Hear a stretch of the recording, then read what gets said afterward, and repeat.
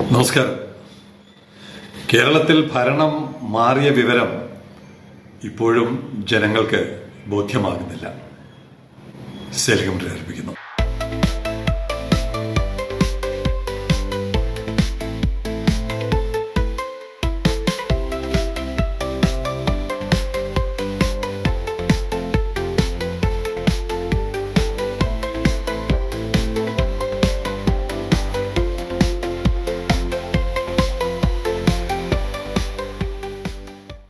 Whistle എന്ന് പറയുന്ന സ്ഥാപനത്തിന്റെ പുതിയ MD 1000ാമത്തെ കപ്പൽ വന്ന സാഹചര്യത്തിൽ അദ്ദേഹം പോർട്ട് സന്ദർശിക്കുകയും മാധ്യമപ്രവർത്തകരോട് സംസാരിക്കുകയും ചെയ്യുന്നത് കേട്ടു.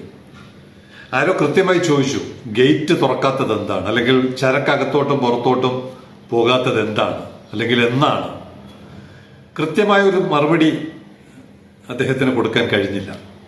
മിഷൻ സമുദ്ര എന്നൊക്കെ പറയുന്ന ബീറ്റിംഗ് അറൌണ്ട് ദ ബുഷ് എന്ന് പറയും. ഇങ്ങനെ ചുറ്റിക്കളിക്കുന്ന ഒരു മറുപടി നൽകി അദ്ദേഹം പോയി. ഒരു ചോദ്യത്തിന് കൃത്യമായ മറുപടിയാണ് ജനങ്ങൾ പ്രതീക്ഷിക്കുക. അതാണ് ഞാൻ തുടക്കത്തിൽ പറഞ്ഞത്, ഭരണം മാറിയത് ജനങ്ങൾക്ക് ബോധ്യമാകണം. ഗേറ്റ് തുറന്നില്ല എന്നുള്ളതാണ് LDF പരാജയപ്പെടാൻ തിരുവനന്തപുരം ജില്ലയിലെങ്കിലും പ്രധാനപ്പെട്ട ഒരു കാരണം.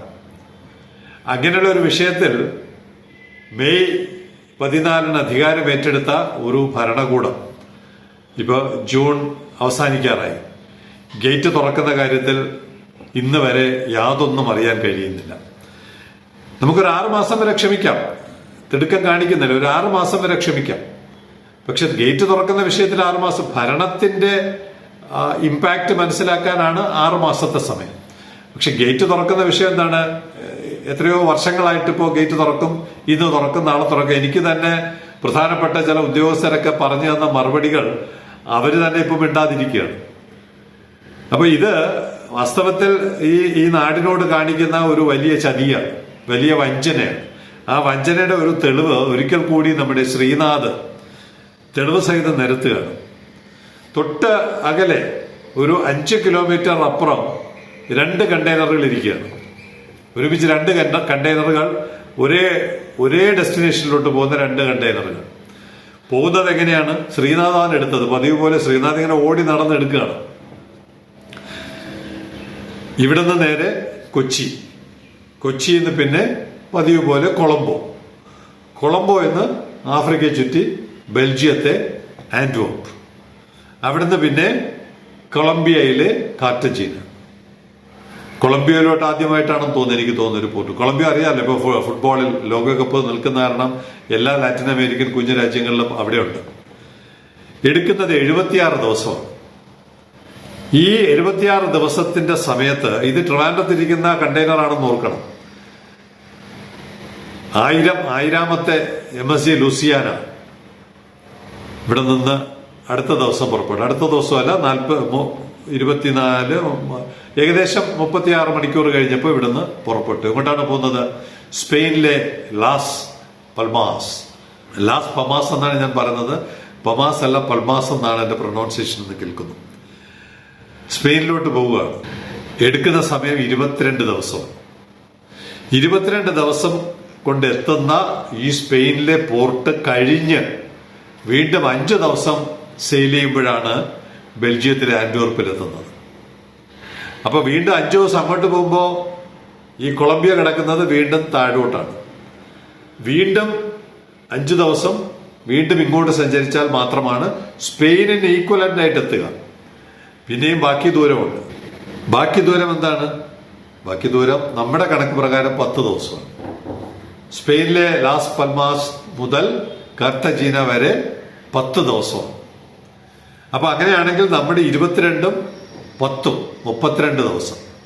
ഇനി ട്രാൻസ്ഷിപ്മെന്റ് അല്ലേ എന്നൊക്കെ പറഞ്ഞ് കുറച്ച് കഴിയുമ്പോൾ നേരിട്ട് വരും. കാർട്ടജീന കൊളംബിയയിലോട്ടൊക്കെ നേരിട്ട് സർവീസ് വരും. തൽക്കാലം നമുക്ക് സ്പെയിനിലെ ട്രാൻസ്ഷിപ്മെന്റ് എന്ന് പറയാം. അങ്ങനെയാണെങ്കിൽ 25ഉം 22ഉം 10ഉം 32, 3 ദിവസം നമ്മൾ ട്രാൻസ്ഷിപ്മെന്റിന് വേണ്ടി വെച്ചാൽ 35 ദിവസം. ഇവിടെ 76 ദിവസം. അപ്പോ ഏകദേശം ഒരു മാസത്തിലധികം ലാഭിച്ചു കൊടുക്കാൻ കഴിയും. തിരുവനന്തപുരത്തിരിക്കുന്ന കാർഗോയാണ്. അദ്ദേഹം ഇതുവല്ലതും അറിയുന്നുണ്ടോ എന്ന് എനിക്കറിയില്ല. തിരുവനന്തപുരത്ത് ഒരു പോർട്ട് ഉണ്ടായിട്ട് അദ്ദേഹത്തിന് ഇപ്പോഴും ആ പോർട്ട് ഉപയോഗിക്കാൻ പറ്റാത്തതിൽ എന്തെങ്കിലും പ്രതിഷേധം രേഖപ്പെടുത്തിയതായിട്ട് ഞങ്ങൾ ഇതുവരെയും വായിച്ചിട്ടില്ല. എന്തായാലും അദ്ദേഹത്തിന്റെ കാർഗോ എത്തുന്നത് 76-ാം ദിവസമാണ്. ഇവിടെ 36-ാം ദിവസം വേണമെങ്കിൽ എത്താവുന്ന ഒരു സാഹചര്യം 1000-ാമത്തെ കപ്പൽ MSC ലൂസിയാന തന്നെ പോകുന്ന വഴിക്ക് അവിടെ നിന്ന് ട്രാൻസ്ഷിപ്മെന്റ് നടത്തി കൊളംബിയയിൽ എത്തിക്കാൻ പറ്റുമായിരുന്ന ഒരു സാഹചര്യം നിലവിലിരിക്കുകയാണ്.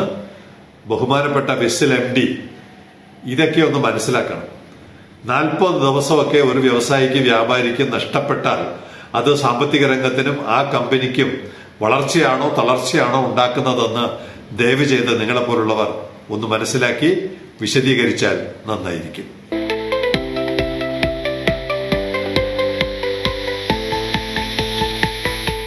ഇന്നലത്തെ റിപ്പോർട്ട് ഉണ്ടായിരുന്നല്ലോ, നമ്മുടെ പെറുവിലെ പോർട്ട് ചാങ്കേ. ആ പോർട്ടിന്റെ റിപ്പോർട്ട് കണ്ടിട്ട് ജോസഫ് MA അദ്ദേഹം ഒരു ചെറിയ comment, compare the population of Peru and India എന്ന് പറഞ്ഞാൽ അവിടെ കണ്ടെയ്നർ കുറഞ്ഞു പോയത്, ഇവിടെ ഇന്ത്യക്ക് മുഴുവനുമായിട്ടുള്ള കണ്ടെയ്നർ പോകുന്നു, അവിടെ പെറുവിന് വേണ്ടി മാത്രമാണ് കണ്ടെയ്നർ. അതുകൊണ്ട് അവിടുത്തെ പോപ്പുലേഷൻ ഇന്നലെ തന്നെ പറഞ്ഞല്ലോ, കേരളത്തിന്റെ അത്രയേ ഉള്ളൂ പെറുവിന് പോപ്പുലേഷൻ. പക്ഷെ ഒരു കാര്യം മനസ്സിലാക്കണം, ചൈന ഒരു പോർട്ട് അവിടെ എടുക്കുന്നത് പെറുവിന്റെ 3.5 കോടി ജനങ്ങൾക്ക് വേണ്ടി മാത്രമല്ല. ആദ്യമേ പറഞ്ഞല്ലോ, അവരുടെ താല്പര്യം എന്താണ്, അവരുടെ സാധനങ്ങൾ കൊണ്ട് ഡംപ് ചെയ്യാൻ അവിടുന്ന് പെറുവിന്ന് ട്രാൻസ്ഷിപ്മെന്റ് തന്നെ ചെയ്യാവുന്ന ചിലിയുണ്ട്, ഇക്വഡോറുണ്ട്, കൊളംബിയ ഉണ്ട്.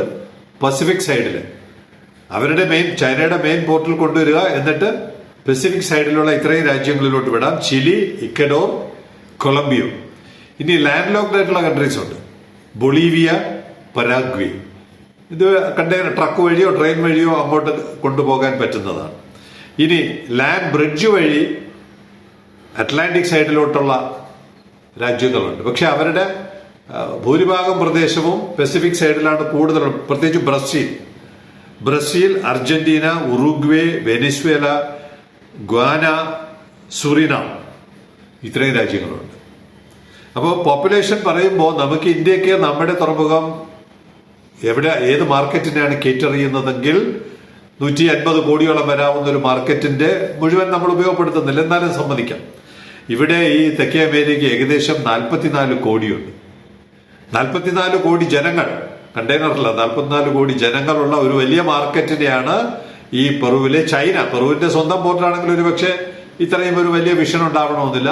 ചൈനയുടെ കോസ്കോ എന്ന് പറയുന്ന കമ്പനി നടത്തിക്കൊണ്ടിരിക്കുന്ന ഒരു തുറമുഖമായതുകൊണ്ട് തന്നെ അവർ ഈ പറയുന്ന എല്ലാ മാർക്കറ്റിനെയും ടാർഗറ്റ് ചെയ്യാൻ ശ്രമിക്കേണ്ടതാണ്. പക്ഷെ നിർഭാഗ്യവശാൽ അവിടെ ശ്രമിക്കുന്നില്ല. അപ്പൊ അവർക്ക് മാർക്കറ്റ് ഇല്ലാഞ്ഞിട്ടല്ല, ജനങ്ങളില്ലാഞ്ഞിട്ടല്ല, പോർട്ടുകളില്ലാഞ്ഞിട്ടല്ല, ട്രാൻസ്ഷിപ്മെന്റ് ഇല്ലാഞ്ഞിട്ടല്ല, മനഃപൂർവ്വം ചൈനയുടെ താല്പര്യം അവിടെ നടപ്പിലാക്കുകയാണെന്ന് ബഹുമാനപ്പെട്ട പ്രേക്ഷകൻ ജോസഫിനോട് ഓർമ്മപ്പെടുത്തുകയാണ്.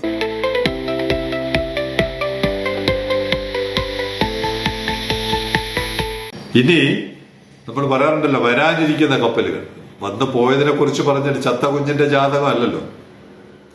29-ാം തീയതി ഇവിടെ നിന്ന് സൗത്ത് ആഫ്രിക്കയിലെ കൊയ്ഗയിലോട്ട് പോകുന്നുണ്ട്. 29-ാം തീയതി ഗേറ്റ് തുറക്കുന്ന സാഹചര്യത്തിലാണ് ഇതിനകത്ത് ആളുകൾക്ക് താല്പര്യമുണ്ടാകേണ്ടത്. എങ്കിലും നമുക്ക് പറയാം, നമ്മുടെ കടമ നമുക്ക് നിർവഹിക്കാം. കർമ്മണ്യെ വാദ്യകാരസ്ഥെ. MSC വിൽഡ 10 29-ന് ഇവിടെ നിന്ന് പുറപ്പെടുന്നു. സൗത്ത് ആഫ്രിക്കയിലേക്ക് കൊയ്ഗ 11 ദിവസം.